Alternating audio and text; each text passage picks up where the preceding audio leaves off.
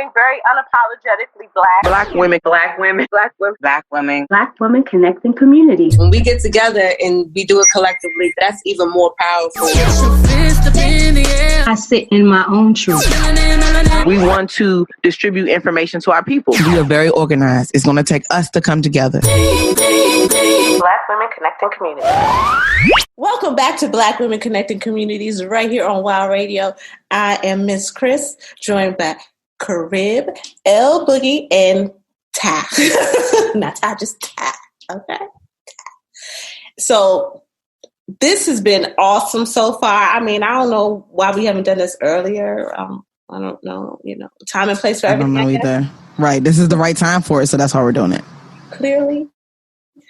So we talked about educating our kids. We're talking about mental health. And the last thing I want to talk about is collective economics. Now, I don't know if y'all heard. Well, we've gotten our stimulus packages. Everybody got their money and everything like that. And they're talking about another stimulus package. And the main concern I want to talk about is the circulation of Black dollars in our community. We don't have a collective economic system for Blacks. Like I don't know what is the rate. I think it's less than a day. It's like something like 6 to 8 hours that the Black dollar circulates in our community, which is totally unacceptable. It's like we get paid and then it's gone. And that's for several different reasons. A lot of that which has been exposed behind the George Floyd and the what do they call it? Racial injustice in the system, the systematic racism in this country. But there has to be some type of accountability on our part on how we can do better and become more of producers and less of consumers in our community. How can we recycle the money in our community to a greater effort so that we can do more in our community? So, because I think there are a lot of organizations like Portia 9/11. She does a lot of community work. She has Unity UNIDMV, and they do a lot of great work. And so, if they had money, I'm pretty sure they can do a whole lot more things. And so, how do we help out those organizations that are doing so many great things in our community? How do we generate that money? Like, I have some ideas, but I would like to hear what you ladies may have. If you know of anything, any idea? We just have to get a better understanding of who our electives are. Who's in county council, who's our congressperson, who is our board member for the Board of Education. We just have to come familiar to who those people are. Mm-hmm. We all, I'm sure, know Black business owners. And we do have to push it to them. We just have to push it to them constantly. The more, the squeaky wheel is, that. So the squeaky wheel gets the oil. That's what I think. It's something like that, right? Something like that. That, what you see. So, I think we just need to communicate with them more. And the more they hear from us, the more they're going to be forced to do something. Because if they don't hear nothing, they're not going to act on it. Then they're definitely not going to act on it. And I mean, so definitely supporting our Black-owned businesses, and then knowing those people who are in charge of disseminating funds locally in the community, especially for our organizations and our companies as well, because they do a lot of contracts and things of that sort. So that is one way. But what about like families, like the individual? Like if I'm just I'm a family, and how can I circulate money in my community? How can I hold on more to my money than getting rid of it? How can I become? First of all, we have to know where all these Black-owned businesses are. Once we know and are aware of where they are, it's up to us to promote it. We got to support us. We got to do better in supporting and promoting and spreading the word and actually spending our dollars there, not just promoting it, but spending our dollars there as well. Mm-hmm. Okay. I agree. directly on Black businesses. That's a great idea. Mm-hmm. I think it's really also, about education too, just kind of that literacy, that financial literacy of knowing, what money you have and how to spend it. Because, obviously just because you have money doesn't mean you have to spend it too. So you have to know, working on that. Yeah, I know, right? Because I was on Amazon today, girl. But but just kind of, just having, I think education, I feel plays a major part, because there are still a lot of Black business owners. They don't even really have financial literacy. They don't know how to run their business effectively. They don't know how. They know how to make money. They know how to that hustle, but they don't know how to keep it and how to keep it growing as well. So I think it just needs to, education needs to play a part on all realms. Yeah, one of the problems also is the economic development of Prince George's County. A lot of times when they have meetings and want to talk about business owners and things like that, it's in the middle of the day. People are working, so they can't get to that information, to those meetings, to get the information and the funding that they need. This is true. So I'm hearing that we need some financial literacy, some financial education in our community, and that is very true. I attended a seminar of a man, and he does wealth building, and there's like 4 levels of that.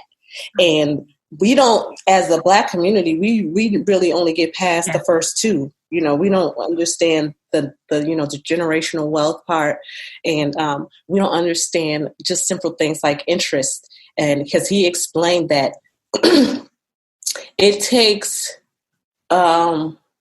what was the ratio? It's a certain ratio where it takes a certain amount of time for you to double your money. So whatever the interest rate times 7, that's how long it'll take you to double your money. Yep. So if your interest rate is, is 2% or something like that, it's going to take you forever to double your money versus there's other, larger interest rates where you're going to get more money back. And then you have to know where those avenues are for you to get that higher interest rate. And it's not always as hard as we think.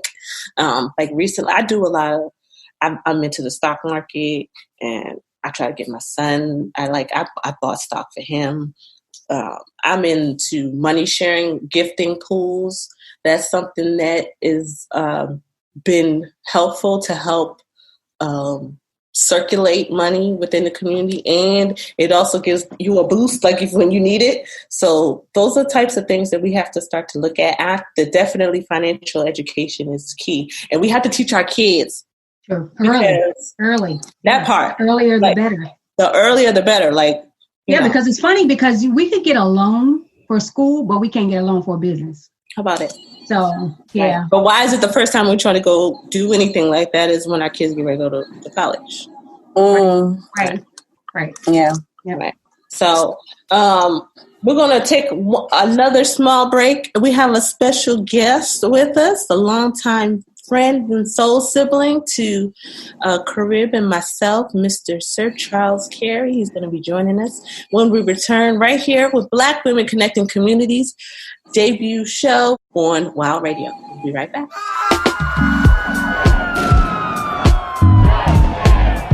You should have been downtown. The people are rising. We thought it was a lockdown. They opened the fire. Them bullets was flying. Who said it was a lockdown? Goddamn lie. Oh my, time heals all, but you out of time now. Judge gotta watch us from the clock tower. Little tear gas cleared the whole place out. I'll be back with the hazmat for the next round. We was trying to protest and the fires broke out. Look out for the secret agents, they be planted in the crowd. Said it's civil unrest, but you sleep so sound like you don't hear the screams when we catching beat down. Staying quiet when they killing niggas, but you speak loud when we ride. Got opinions coming from a place of privilege. Sicker than the COVID, how they did them on the ground. Speaking of the COVID, is it still going around? Won't you tell me about the looting? What's that really all about? Cause they throw away black lives like paper towels plus unemployment rate. What, 40 million now? Killed a man in broad day, might never see a trial. We just wanna break chains like slaves in the south. Started in the north end, but we in the downtown. Riot cops try to block, now we got a showdown. Down.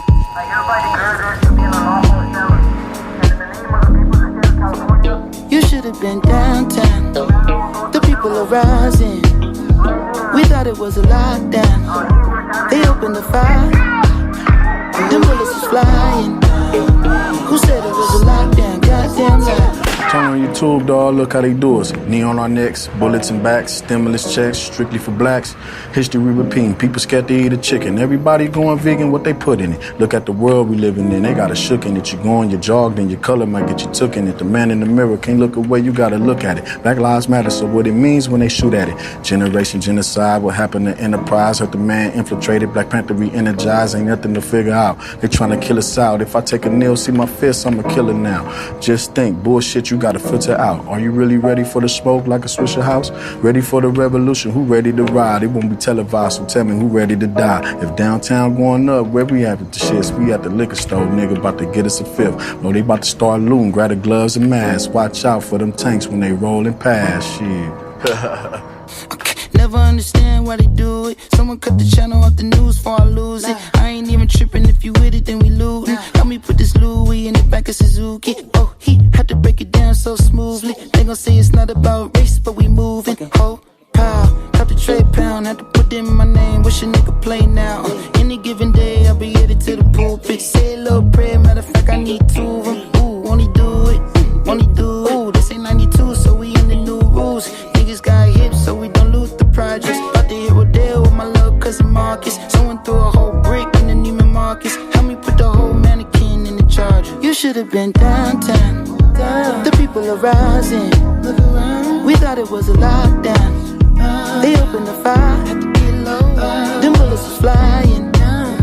Who said it was a lockdown? Goddamn lie. Ooh-wee. Lockdown, we ain't gotta stop. Cause they tell us to downtown, where I got popped with the rubber bullet tray down. Got it in my name now, I'ma shoot it. Lockdown, we ain't gotta stop, cause they tell us to in downtown.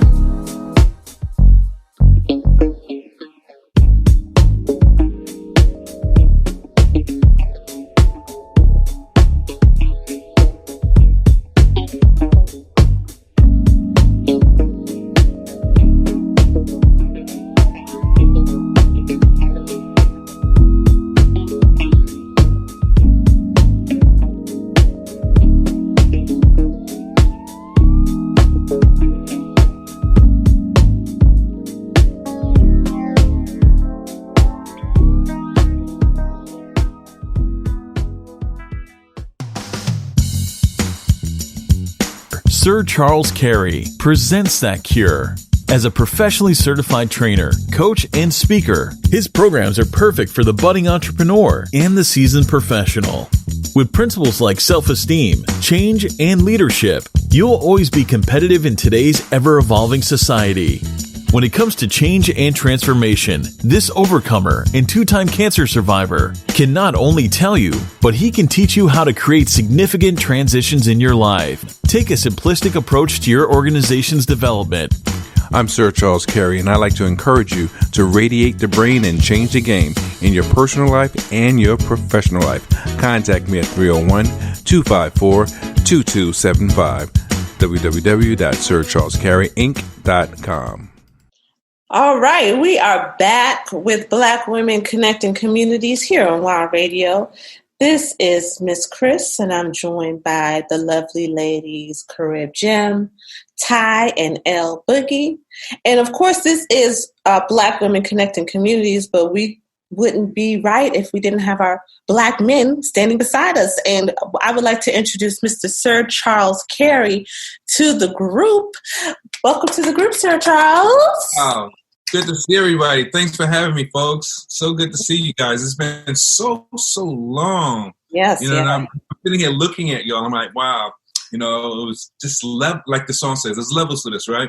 I mean, first it was one thing, then it was another, and then you get to meet other people. And I mean, Ty, I'm like, man, all the different events we were doing all over the city, all over the DMV, basically. Yeah. And then all the radio shows and all the different celebs and, you know, pioneers in our area. Man, we have come full circle. Now we have become the elder statesmen and stateswomen. That's right. And Sir Charles, you've done a lot. I'm pretty sure you've probably been on everybody's show, at least at some point, or talked on some platform that we have all been on at some point in time.